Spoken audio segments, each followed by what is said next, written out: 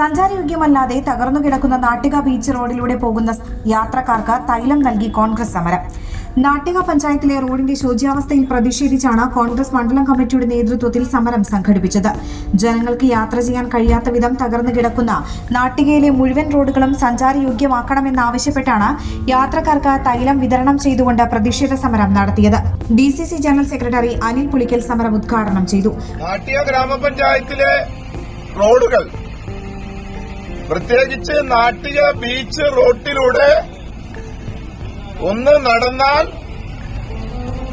ഇരുചക്ര വാഹനത്തിൽ, ഓട്ടോറിക്ഷയിൽ, കാറിൽ, ബസ്സിൽ യാത്ര ചെയ്താൽ ഇന്നിവിടെ വിതരണം ചെയ്യുന്ന തൈലം ചെറുപ്പക്കാർ പോലും പുരട്ടിക്കിടക്കേണ്ട അവസ്ഥയാണ്. നാട്ടിക ബീച്ച് റോഡിലൂടെ യാത്ര ചെയ്യുന്നവരുടെ നടുവും നട്ടെല്ലും ഒടിയുകയാണ്, അതല്ലെങ്കിൽ തണ്ടല് തകരുകയാണ്. എന്നിട്ടും നാട്ടിക ഗ്രാമപഞ്ചായത്ത് അനങ്ങുന്നില്ല, നാട്ടിക ഗ്രാമപഞ്ചായത്ത് മിണ്ടുന്നില്ല, ഒരടി പോലും ഈ പഞ്ചായത്ത് ചലിക്കുന്നു. മണ്ഡലം പ്രസിഡന്റ് PM സിദ്ദീഖ് അധ്യക്ഷനായി. നേതാക്കളായ AN Sidhaprasad, CG Ajith Kumar, PK Nandanan, TV Shine, Rahana Bineesh, PC Jayabalan, KR ദാസൻ, മധു അന്തിക്കാട്ട് എന്നിവർ സംസാരിച്ചു.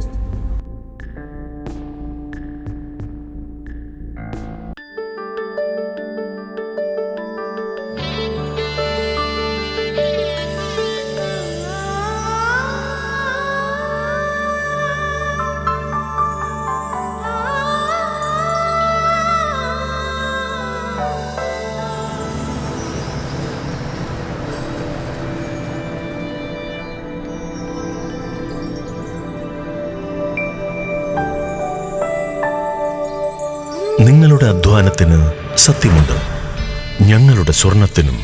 Ishara golden diamonds, Kodungallur road, Triprayar. സ്വർണത്തിന്റെ സത്യം.